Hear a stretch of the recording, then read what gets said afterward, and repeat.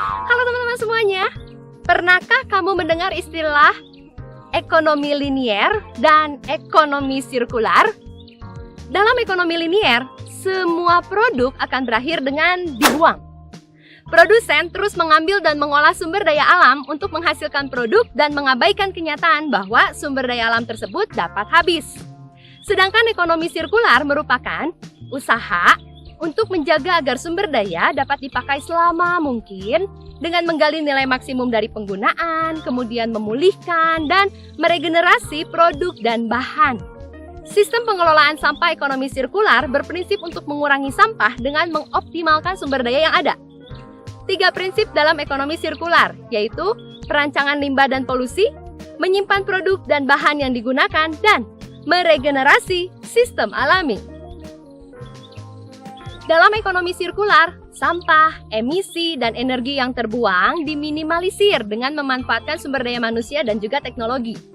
Hal ini melibatkan memperpanjang umur produksi konsumsi, inovasi desain, pemeliharaan, penggunaan kembali, daur ulang ke produk semula, dan daur ulang ke produk yang berbeda.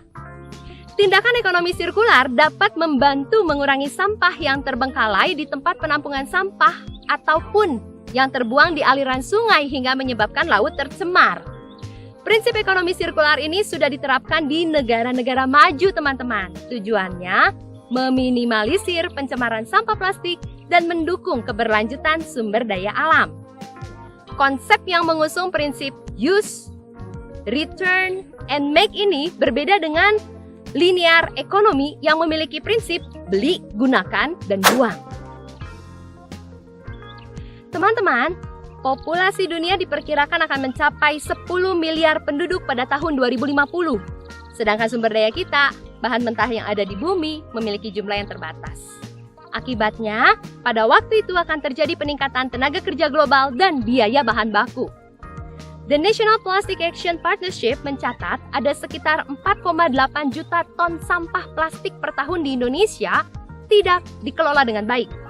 Seperti dibakar di ruang terbuka, tidak dikelola layak di tempat pembuangan sampah resmi, dan sisanya mencemari saluran air dan juga laut. Hal ini menunjukkan bahwa konsumsi masyarakat Indonesia akan plastik sangatlah tinggi, teman-teman. Suatu saat, bahan baku pembuat plastik akan habis. Menanggapi hal ini, masyarakat Indonesia perlu mengembangkan ekonomi sirkular dalam menghadapi banyaknya sampah plastik di Indonesia. Dengan ekonomi sirkular yang diterapkan sejak sekarang, maka kita dapat menghindari terjadinya keadaan kekurangan atau habisnya sumber daya alam di masa yang akan datang. Jadi teman-teman semua, sudah saatnya kita sekarang mulai mengolah kembali semua sampah yang ada di sekitar kita, supaya dapat digunakan kembali dan mencegah habisnya sumber daya alam demi generasi yang akan datang.